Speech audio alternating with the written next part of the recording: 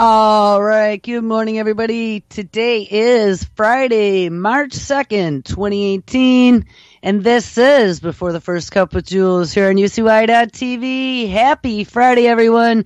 It is 30 degrees under 2 feet of heavy, wet snow here in upstate New York. And yes, it had been 60 degrees for 3 days and beautiful. So we experienced spring very briefly and woke up to over 2 feet of snow this morning. And it looks like a winter wonderland out there. So where do we leave off on Wednesday? We titled the show Brain Flu, EEG Faces, Smell-O-Vision, AI Eyes, and IoT. And we looked at lots of things. There was that brain flu. They found out this current H3N2 flu that's been going around that I was afflicted with for a couple weeks actually affects your hippocampus, that affects your memory and causes some issues. And I definitely had been feeling the impacts of that. But also, they have discovered using EEG, not just with fMRI, but EEG now, which they could do with $30 for some project that DARPA funded years ago, $30 to make a portable brain recorder and put them in all the schools and the homes. And they can literally suck faces that you've seen out of your head and reconstruct them on a computer screen with EEG. Also, smell-o-vision.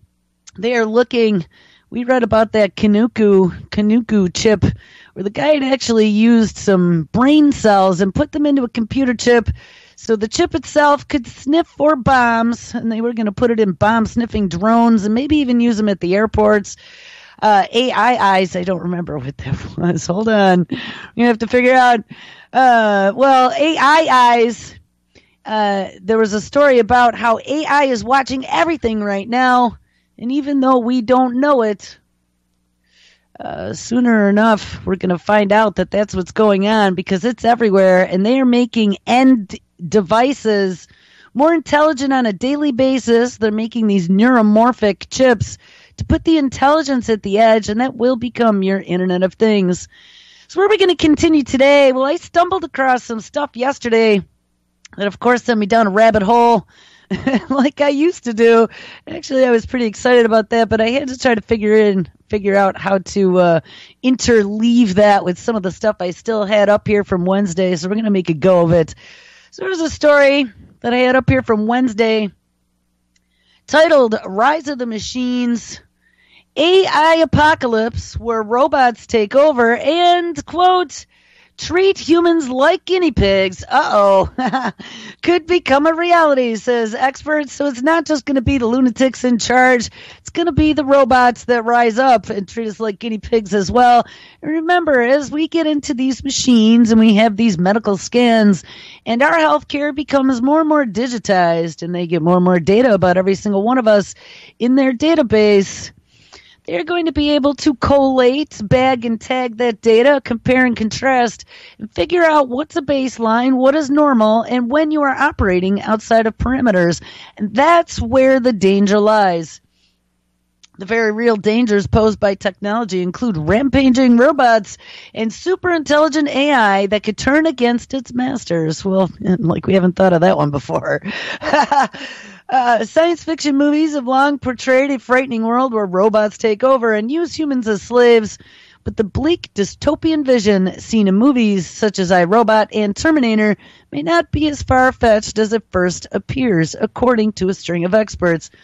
Futurologist Dr. Ian Pearson told The Sun, quote, "We'll have trained artificial intelligence to be like us, trained it to feel emotions like us, but it won't be like us. It will be a bit like aliens off of Star Trek, smarter and more calculated in its actions. It'll be insensitive to humans, viewing us as barbaric, and when it decides to carry out its own experiments with viruses that it's created, it'll treat us like guinea pigs." Kind of sounds like DARPA. This terrifying vision of the future isn't a fringe theory, but one that is gaining traction. We also have Stephen Hawking, Elon Musk. They always throw Bill Gates' name in there, but when he came out and said, "Oh, the robots are going to kill us all. Artificial intelligence is a danger," he said that half-heartedly. And then, of course, they had Mark Zuckerberg, which I don't ever remember. I remember Zuckerberg telling Musk that he was stupid for thinking that the artificial intelligence was going to kill us all. So recently, a report by 26 experts warned that our future is under the threat from AI, and more must be done to keep the world safe. The report, titled "The Malicious Use of Artificial Intelligence, Forecasting, Prevention, and Mitigation," was compiled by representatives from Oxford University's Future of Humanity Institute and Cambridge University's Center for the Study of Existential Risk. Attacks could range from weaponized drones to bots being used to distribute fake news. What? Does it really say that? Oh, yes. We're being attacked by fake news distributed on the internet by botnets, claimed its authors. And this especially is true now as technology is accelerating at a faster pace than ever before. We are already seeing more human AI interaction than any time in the past because it's spying on you everywhere. Take a look around you. Digital assistants like Alexa and Siri are in our homes and the phones we carry with us. AI is also powering the future self-driving cars that are predicted to hit our roads as soon as 2025. And in some cases, the bots are already outsmarting humans. Last May, Google's AlphaGo triumphed over the world's champion at the Chinese board game of Go. And then in August, AI beat the world's best pros at the video game called Dota 2. We've talked about both of those instances.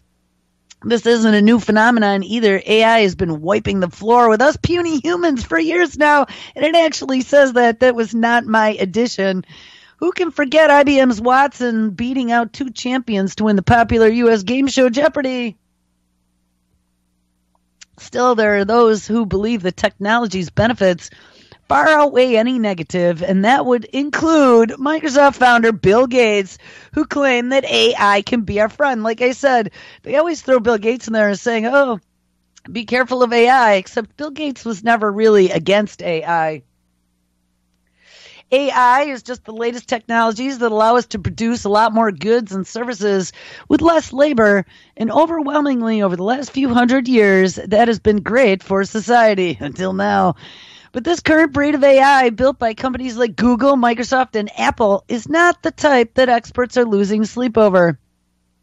Instead, they fear what these building blocks could lead to. Remember, we found out that they want to start now making all the AI research and the code secret to protect you from the rogue actors out there.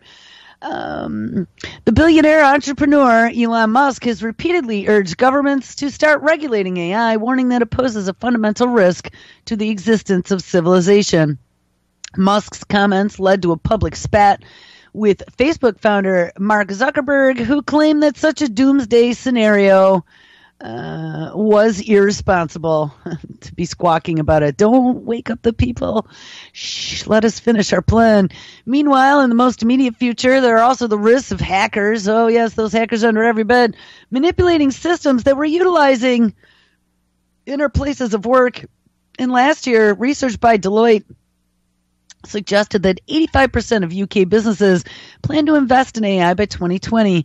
But are there safeguards to keep these systems and our cyber infrastructure secure? Well, don't worry about that, because I saw a whole bunch of stories yesterday where they have just elevated cyber command and control that Keith Alexander used to be in charge of, that had branches in every arm of the military, and they elevated that up to a more important position so they can actually mobilize troops now around the world.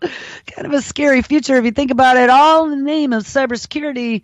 And Dr. Pearson claims that people will always be on the hunt for flaws in software, but now they're going to turn the AI onto that as well. They have the AI Sentry, developed out of Carnegie Mellon University, and I don't remember what that was called.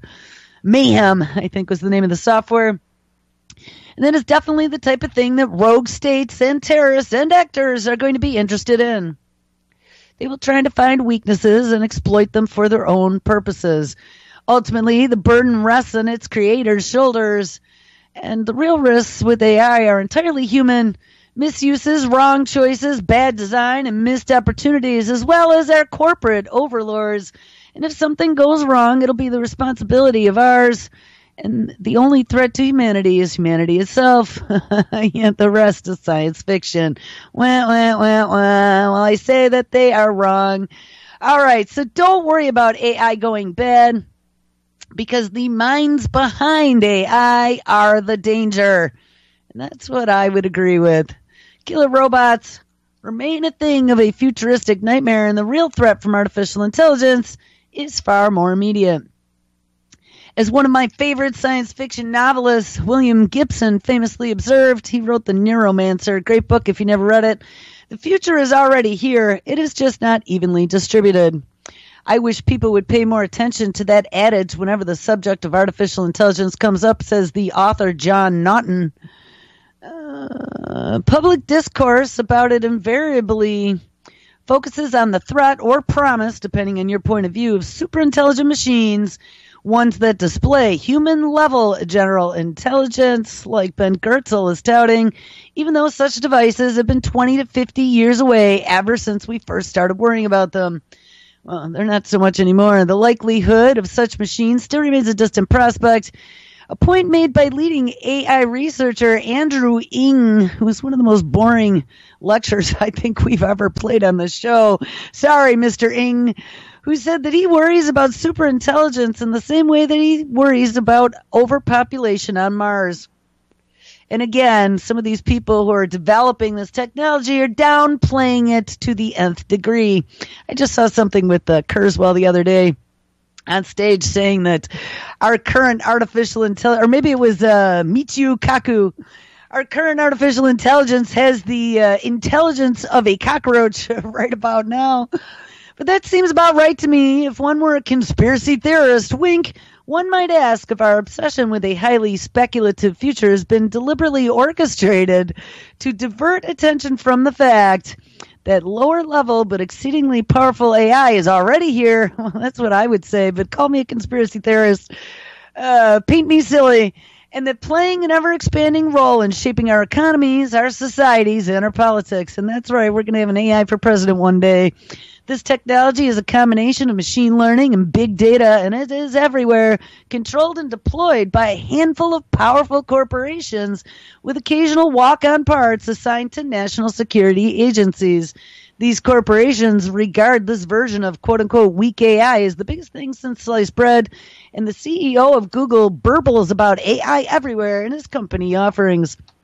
Same goes for other digital giants in the face of this hype onslaught. We saw that Amazon was actually coming out with their own neuromorphic chip now. It takes a certain amount of courage to stand up and ask awkward questions. Is this stuff so powerful? Then surely we ought to be looking at how it's being used, whether or not it's legal, ethical, and good for society, and thinking about what would happen if it gets into the hands of people who are worse than the folks who run the big tech corporations, because it will. Guys, start listening to the show, people at theguardian.com. Fortunately, there are scholars who have asked these awkward questions, and there are, for example, researchers who work at AI Now, which is a research institute at New York University focused on the social implications of artificial intelligence. In their 2017 report, it makes for interesting reading, and last week, it saw publication of more of the same vein, a new critique of the technology by 26 experts from 6 major universities, plus a number of independent think tanks and NGOs. Its title, called The Malicious Use of Artificial Intelligence, Forecasting, Prevention, and Mitigation, says it all, and the report fills a serious gap in our thinking about this stuff. We have heard the hype, corporate and governmental, about the wonderful things that AI can supposedly do, and we have begun to pay attention to the unintentional downside of legitimate applications of the technology. So now the time has come to pay attention to the real malign things bad actors, so they even use my phrase, could do with it. The report looks at 3 domains in which we can expect problems. One, of course, is digital security, and I just saw something about Baidu being able to use just 60 seconds of your voice now, not a minute, not 10 minutes like Adobe's Voco used to need. No, just 60 seconds of your voice to reproduce it in any way, shape, or form and then call your family members and tell them that you need ransom money or something. I don't know. It's a pretty frightening thought. One is digital security. The use of AI to automate tasks involved in carrying out cyber attacks will alleviate the existing trade-off between scale and efficiency of attacks. We can also expect attacks that exploit human vulnerabilities, such as speech synthesis for impersonation, as well as existing software vulnerabilities through automated hacking or vulnerabilities of legitimate AI systems, such as corruption of data streams on which the machine depends. The second threat domain is physical security. Attacks with drones and autonomous weapon systems. Think version 2.0 of the hobbyist drone that ISIS deployed, but this time with facial recognition on board. I've talked about that one quite a bit in the past. It's going to be connected to the cloud with 230-point facial recognition, and oh, there she is. As you're running through the woods with a heat blanket over you trying to hide. We can also expect new kind of attacks that subvert physical systems, causing autonomous vehicles to crash, let's say, like that hasn't happened before, and ones deploying physical systems that would be impossible to remotely control from a distance, and that would be 1,000-strong swarm of micro drones, like that one, what were they called, slaughter bots, for example, that could target people based upon the dissent they posted on social media and then take them out. Finally, there is what the author calls political security, and they'll be using AI to automate the tasks involved in surveillance, persuasion, creating targeted propaganda, and deception. And they'll be manipulating videos or audio, making people say and do things that they never really did to sway your opinion. We can also expect these new kinds of attacks based on machine learning's capabilities to infer human behaviors, moods, and beliefs from available data. And that's what I've been saying about this whole brain initiative and getting into the machine and letting them scan you and doing behavioral monitoring and wearing your $30 EEG in school, Johnny, so they can tell what makes you tick, because they will be able to replicate that and they'll be able to diagnose you long before you have any future issues. Pre-crime. This technology will obviously be welcomed by authoritarian states, but it will also further undermine the ability of democracies to sustain truthful public debates, and it will also erode away at your freedoms, I'm going to add. The bots and fake Facebook accounts that currently pollute our public sphere will look awfully amateurish in a couple of years, and the report is available as a free download and worth reading in full. If it were about the dangers of future speculative technologies, then it might be reasonable to dismiss it as academic scaremongering. But the alarming thing is that most of the problematic capabilities that the authors envisaged are already available and in many cases currently embedded in many of the networking services that we use every single day. William Gibson was right. The future has already arrived, and they've been telling you, shh, don't pay attention, because it's not happening fast. I mean, I know we've been saying that, but don't listen to them because that's fake news. Well, if you've been listening to the show, you've seen it as we've been going through 6-7 years now. I don't know how long I've been doing this. And we've been stepping through the steps to get where we are today. Stuff that we talked about 5-6 years ago is actually happening now. And this is going to keep coming at us full frontal. Remember the law of accelerating returns. As things start building on things that are using machines to build the next generation, it's going to accelerate even more. So, all right, where do we go from here? So let's sign right up. Good old Ottawa. Ottawa, Canada is becoming a hotbed for artificial intelligence. An Ottawa company is developing a quote-unquote mood ring for your brain. Did anybody have a mood ring in the 70s? I know my mother had a mood ring, and I found it one time going through her jewelry box and put it on. It was pretty damn cool. But now there is a mood ring for your brain. And we have actually, I think the repeat that I ran yesterday, we talked about that emotive software. You put on this little headset, and it can actually read your mood and whether or not you're depressed by looking at the frequency of your brainwaves. Then you could dial up or dial down your mood. Well, here we go. It might sound like science fiction, like a lot of this crap we look at every single day, but a brain sensing emoji generator built by Ottawa's personal neuro devices is very much for real. Just think of it as a mood ring for your brain. Brainmoji is a smartphone app that uses sensors in a headset to turn your moods into a symbol, and it is the brainchild of local tech developer Steve Dennison. We are very much at the prototyping stage at this point, and then beyond that, we will need to build marketing, distribution, and all the functions that are required to take the company from early stage to emerging. And Ottawa is not the worst place to be to do that. No, because there's a lot of startups. And I thought there was an Israeli company that we had read about at one point that was doing the very same thing, where it could rate your phone calls based upon the sound of your voice and give you a smiley face or an unhappy face every time you talk to your mother or your nana. But funding to develop a concussion technology is tight, because that's where their initial research started. So they decided to transfer the research into a consumer application instead, where they can make bazillions of dollars. And they now hope to build a profile and attract some initial investment. And they started a crowdfunding campaign with an initial goal of $50,000, and then eventually plan to resume their research into brain injuries so they could diagnose the children who've had injuries while playing football. And I think that's the next story. And this headset that is called the Spark uses 4 sensors to pick up the brain's activity using, EEG. So let's put on our EEG sunglasses, our $30 headsets, or our little emoji cons and see what it can tell us, and then send it to some data center in the cloud. The sensor sends the information via Bluetooth to the app, which then converts the information into an emoji with pretty colors of the rainbow that reflects the wearer's mood while they type. They believe that the idea will take off once people warm up to the concept of having their brain scanned. And he says he would love to see this technology complement something like Snapchat, Instagram, Facebook, and iMessage. The first foray into neuroscience came in 2000, and anticipating the tech sector crash, Dennison divested himself and his tech holdings and returned to the university, where he took a psychology course and learned about EEGs and brain imaging, right, all to capitalize on the coming brain scanning everybody. All the while, smartphones were getting smarter and EEGs were becoming more available and cheaper. And he saw the convergence coming.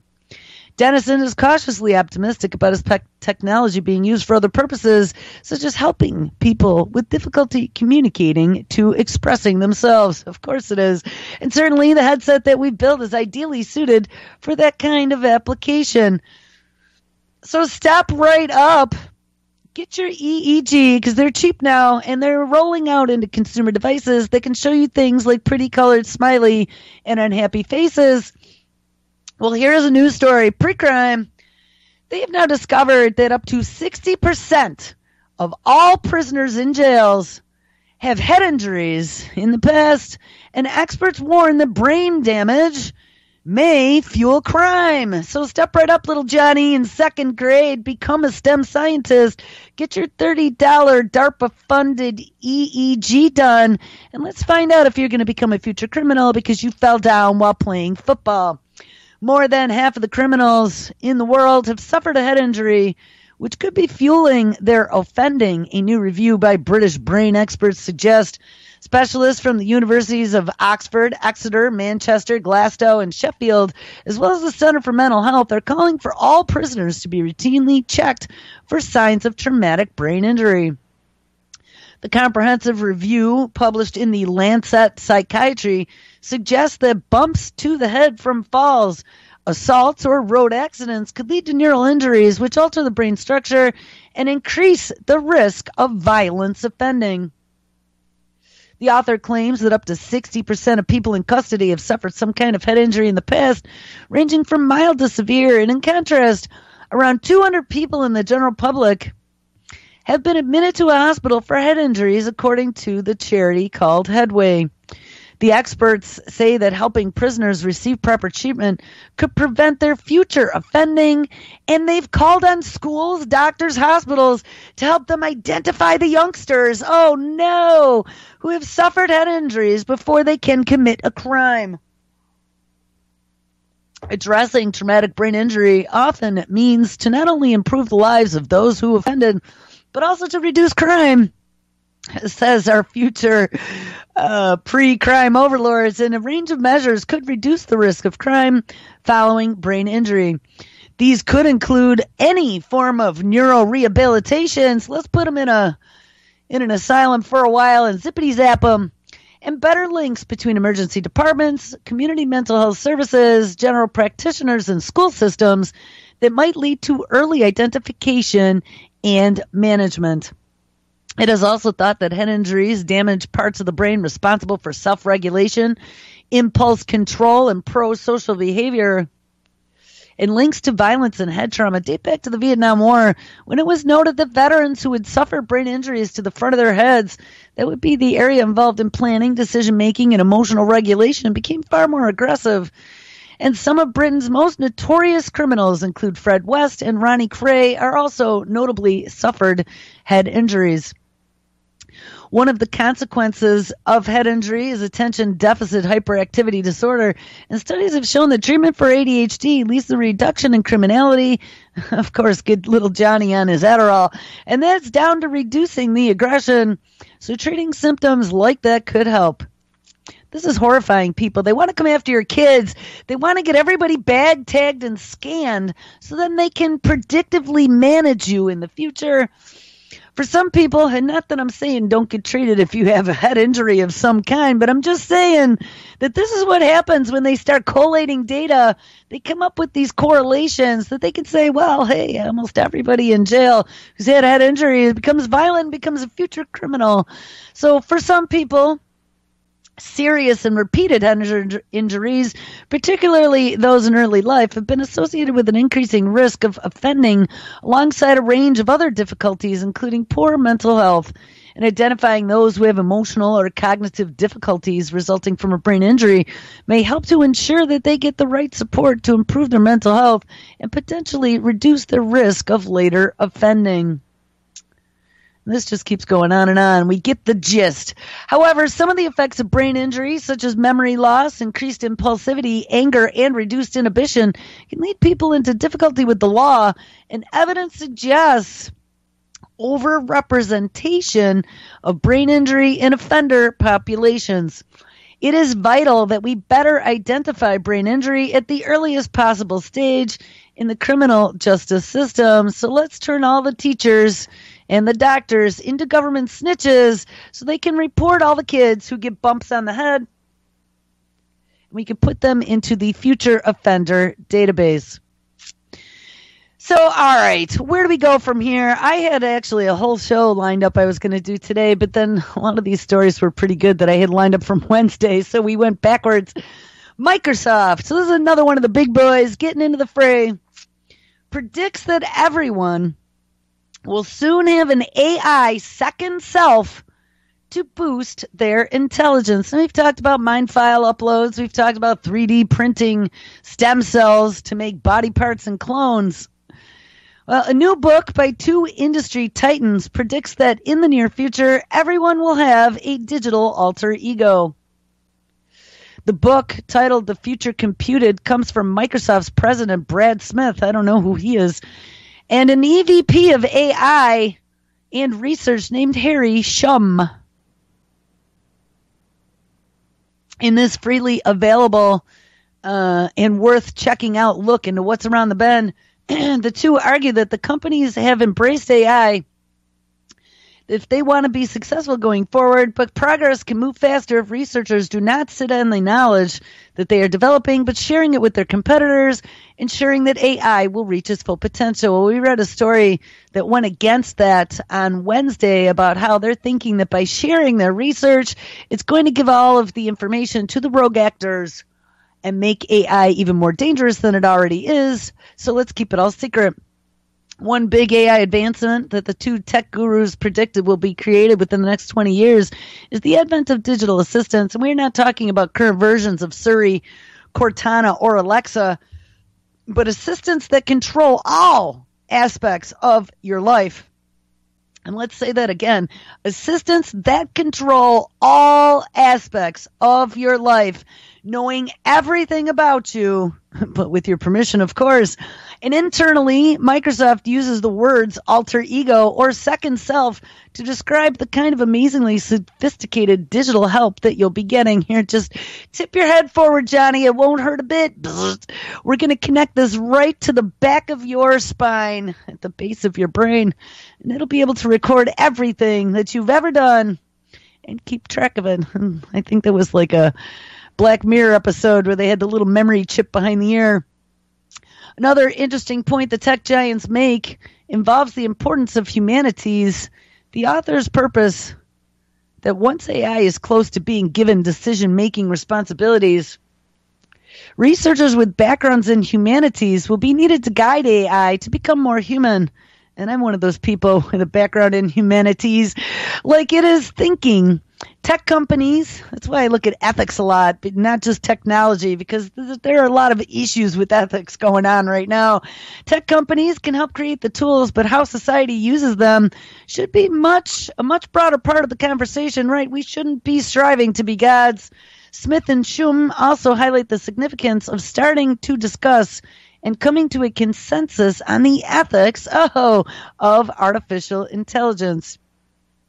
What are some of the abilities of your future digital alter ego may have? Well, while Microsoft hasn't necessarily shared many details of their plans, other industry insiders have some ideas. And for one, our communication with such an assistant would likely be conversational. And instead of talking out loud, the interaction might take place entirely inside of your head. Oh, God. Elon Musk is betting on that kind of future as well. If you can't beat him, join him. And he has founded Neuralink to create a brain-computer interface to connect us to the machine so we do not become AI's pets. Another advance to looking forward, the AI second self will likely make you much smarter and much sexier, says Kurzweil. And it will not only be able to keep track of where you go, but who you need to see, what pill you need to take, and order things for you based on just what you are thinking. Oh, yeah, that could be dangerous. Oh, I need a new Lamborghini. But it will be an inexhaustible supply of immediate available information, calculations, and well-informed decisions for you to make. And yes, we're going to put the internet into your brain, Johnny, so you don't even have to carry around that surveillance device anymore. It'll be connected to you 24/7. An AI layer will be, quote, amplifying human ingenuity in untold ways. And if we don't get enslaved or somehow destroyed by AI, as Elon Musk and other experts often caution, a future with a digital second self is certainly, says this author, worth looking forward to. Well, so says you. So says not me. All right. So if this page alone... Hopefully I don't have to sing the happy elephant. Oh, come on. Cancer-fighting nanobots talking about artificial intelligence inside of the body to seek and destroy tumors. This is a news story out of Arizona State University, February 12th, 2018.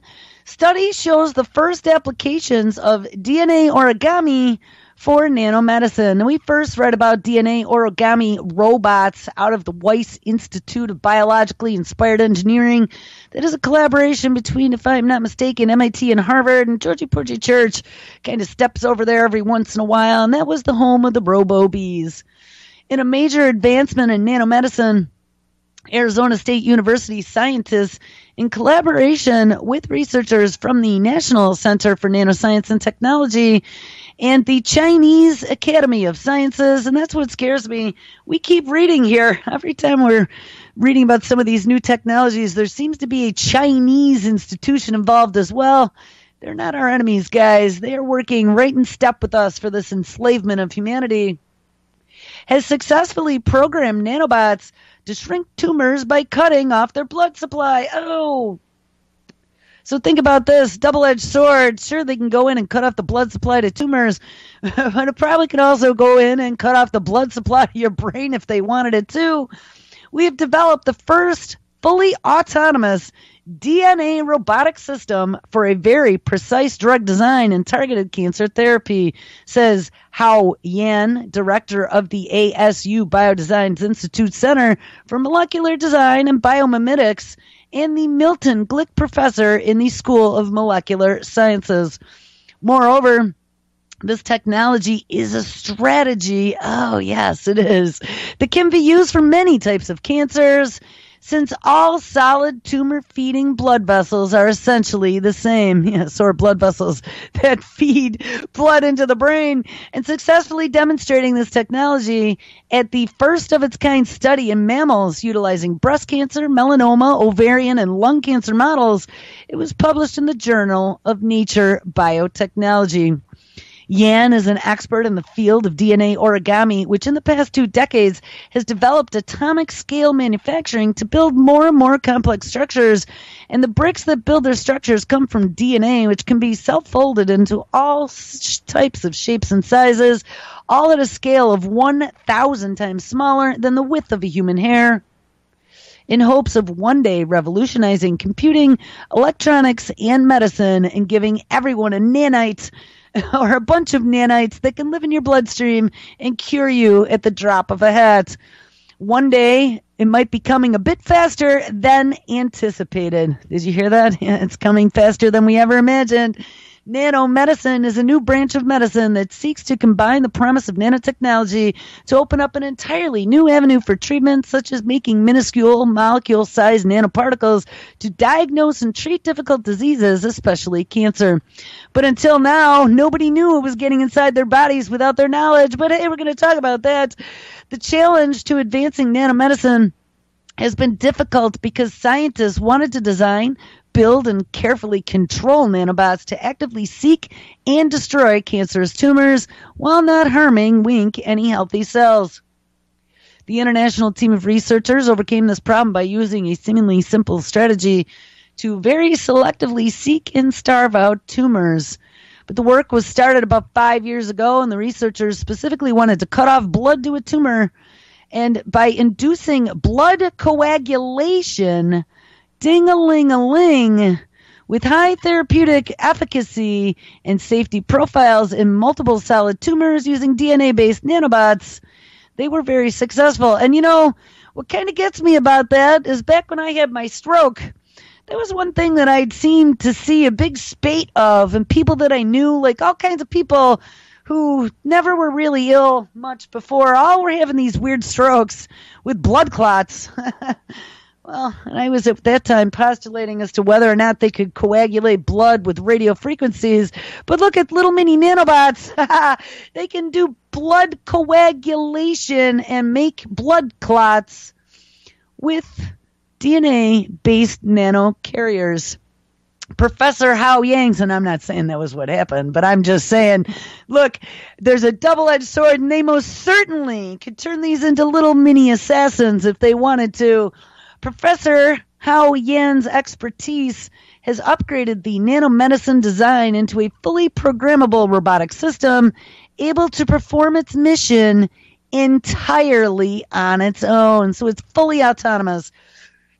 Don't let these suckers get out of the lab.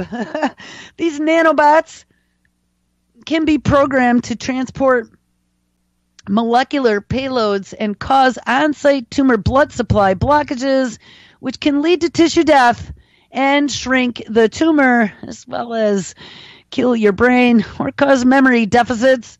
And to perform their study, the scientists took advantage of a well-known mouse tumor model where human cancer cells are injected into the mouse to induce aggressive tumor growth. Poor little mousies. Once the tumor was growing, the nanobots were deployed into the mouse and came to the rescue.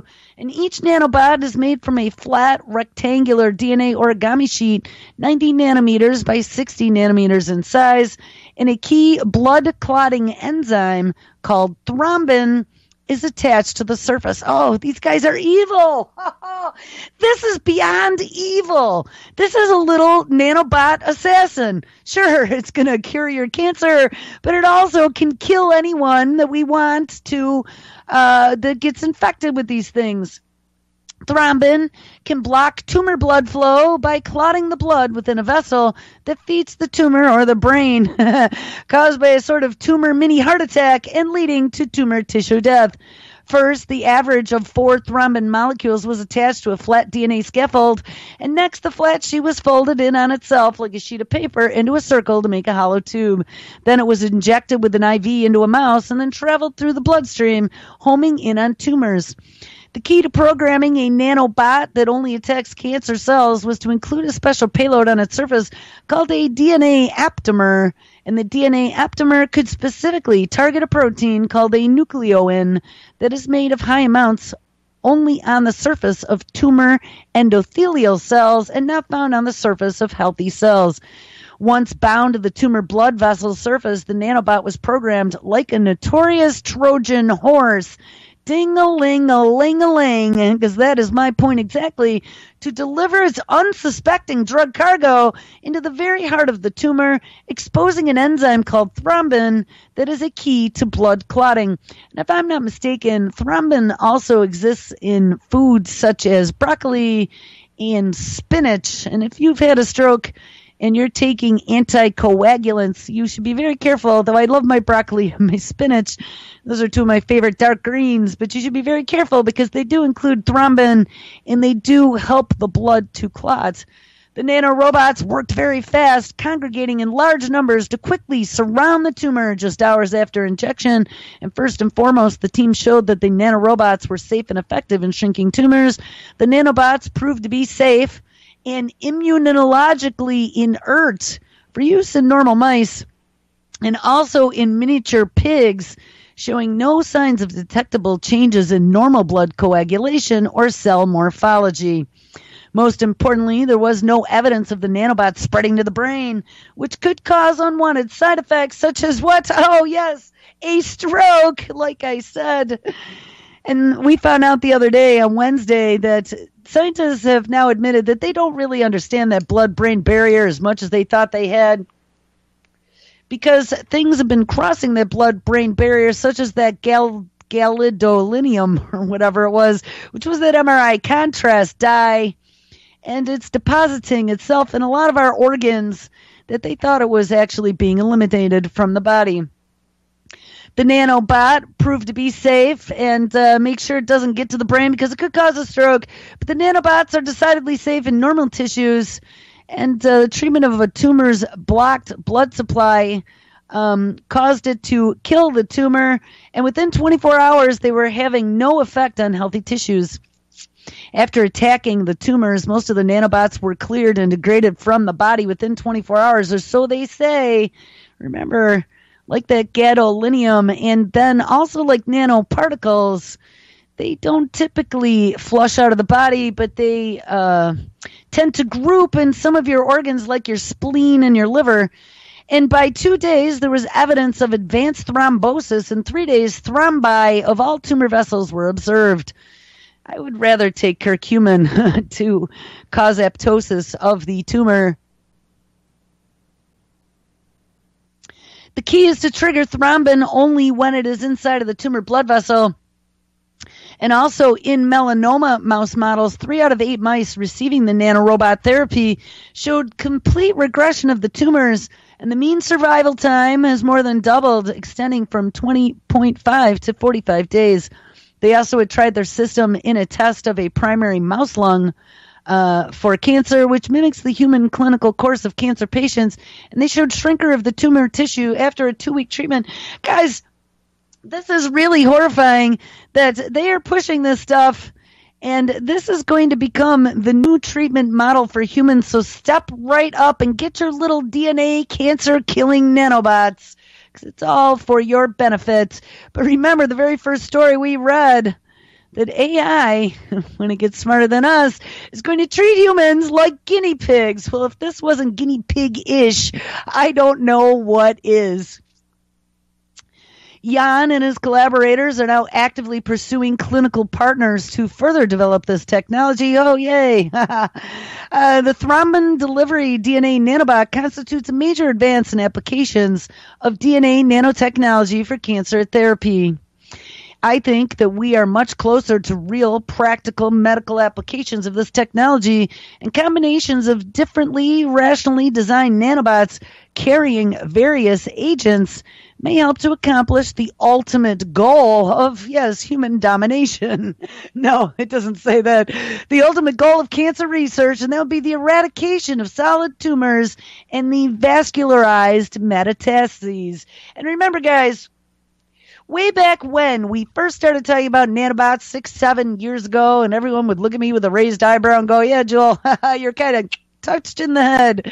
One of the things we had discussed is at that time, nobody that I knew, nobody would have said, yes, I'm going to step right up for my nanobot delivery. One of the things we had postulated was the way they would convince the general public to step up for this would be to cure the big C, because the big C has been one of those things that they've been promising forever and ever. And this is our not too distant science fiction future.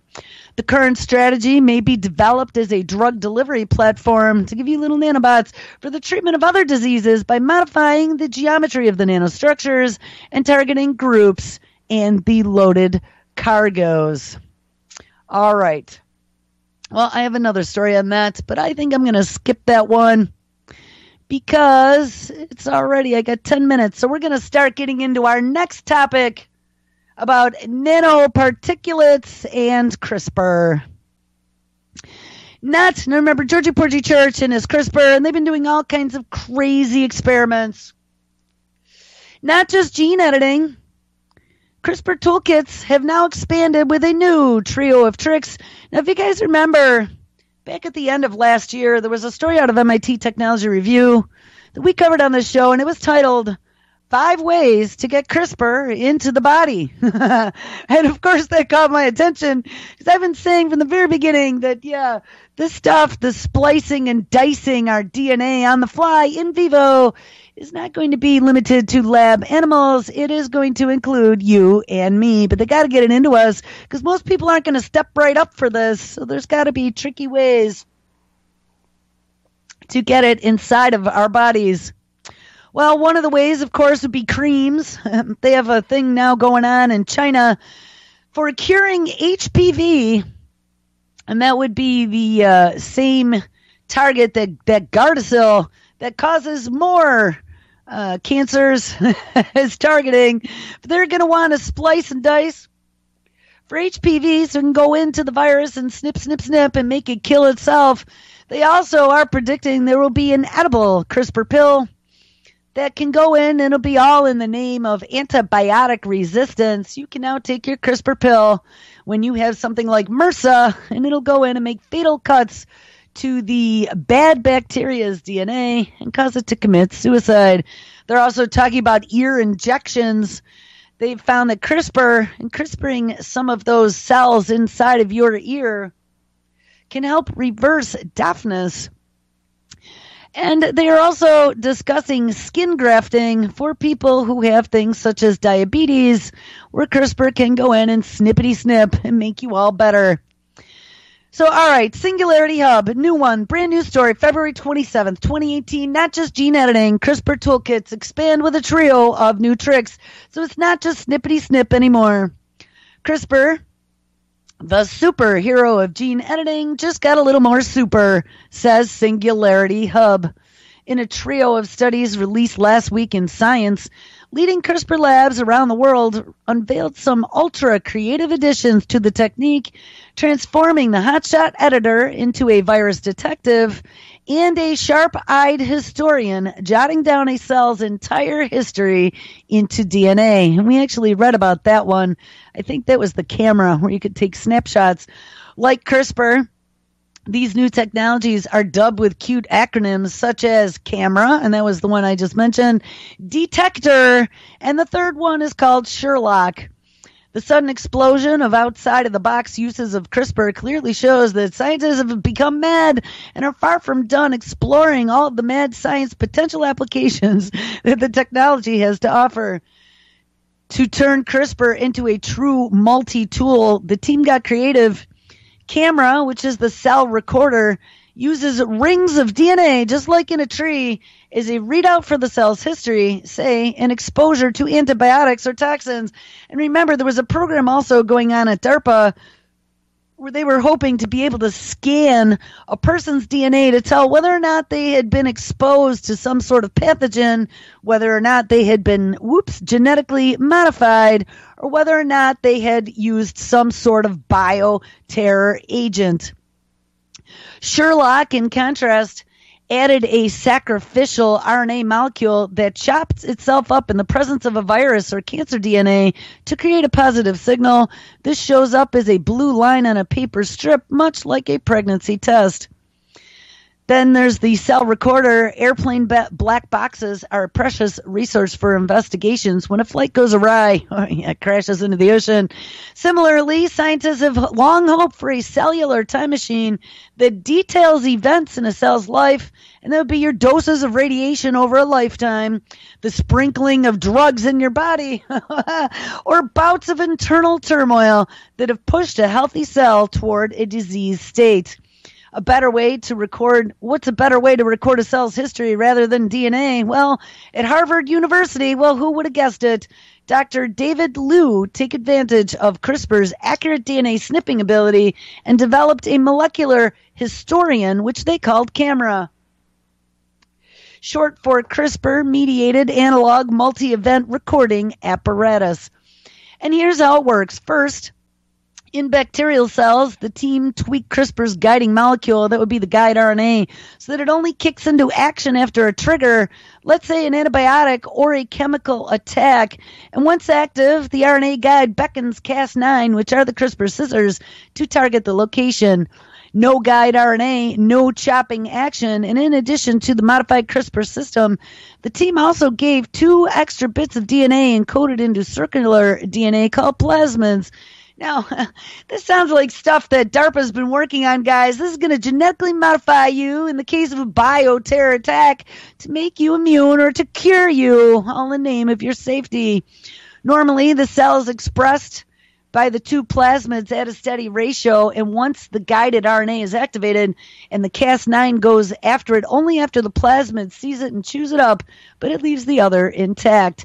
In this way, the team can easily measure the ratio of the 2 plasmids. And this is getting a little bit technical, and this is getting off the topic. So unlike previous generations of cellular recorders, Liu's system is highly sensitive, needing only about a dozen cells to generate a strong signal.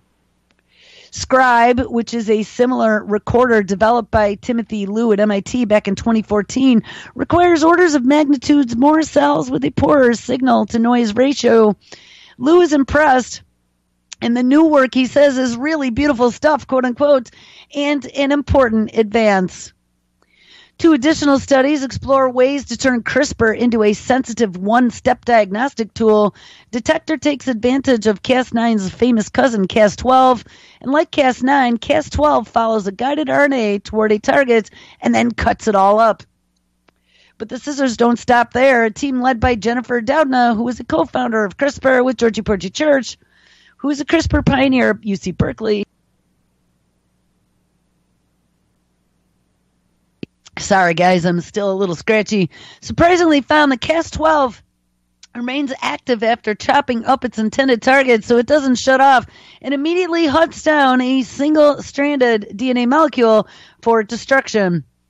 So tapping this particular activity, the team added molecular neon signs to their guided RNA, which begins to glow bright green once Cas12 activates. And I thought there was something with the in vitro or in EQ fluorescence that Church was working on. And in a proof of concept, and they engineered several guided RNAs, blah, blah, blah, blah, blah, blah, blah.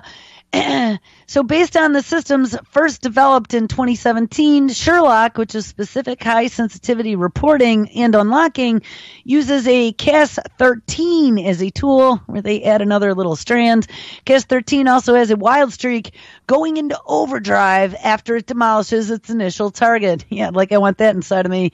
Sherlock 2.0, published online last week in Science, is 100 times more sensitive than the original. So let's get excited now. And it can detect up to 4 different targets at once. like detector. This makes Sherlock especially useful during outbreaks. So step right up, because it's going to be mandatory when you are in quarantine. And the tech can be easily modified to track other DNA molecules in your blood, for example, and those normally associated with cancer and aging. Together, these studies add to a growing research trend keen on exploring CRISPR technologies beyond your gene therapy, and compared to CRISPR-based therapeutics, which requires years of rigorous safety and efficacy testing, these alternative uses, wink, may quietly enter the scientific and diagnostic mainstream on a much faster timescale now that pesky FDA is totally out of the way and we have the 21st Century Cures Act, all in the name of making you better. I mean, guys, I don't even know what to say to any of this, because they are pushing this to the nth degree, and I really truly think that they're going to pull out the pandemic card out of their sleeve one day and say, oh, now we have to cure everybody, because there is no other way. This is some sort of rogue actor who has just developed something, and the only way to do this is to create some sort of genetically modified CRISPR editing. I'm trying to find my last story here that first got me down the path of looking. Here we go. This is where we're going to end the show today, and we're going to begin on Wednesday next week. It is titled, A Single Administration of CRISPR-Cas9 Lipid Nanoparticles, more affectionately abbreviated as LNP, achieves robust and persistent in vivo, and they'll be inside the body, genome editing. What? Our work demonstrates that this lipid nanoparticle system can deliver CRISPR-Cas9 components to achieve clinically relevant levels of in vivo genome editing. Now, lipids, of course, are fats.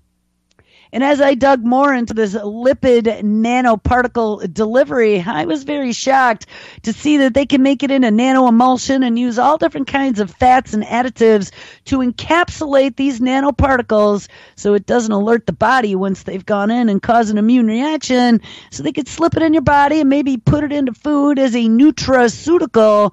And I have stories on that as well. We're going to look at Wednesday. So the development of a clinically viable delivery method of a lipid nanoparticle presents one of the greatest challenges in the therapeutic application of CRISPR-Cas9 mediated genome editing in vivo. Here we report on the development of a lipid nanoparticle mediated delivery system that with a single administration enabled significant editing of a mouse.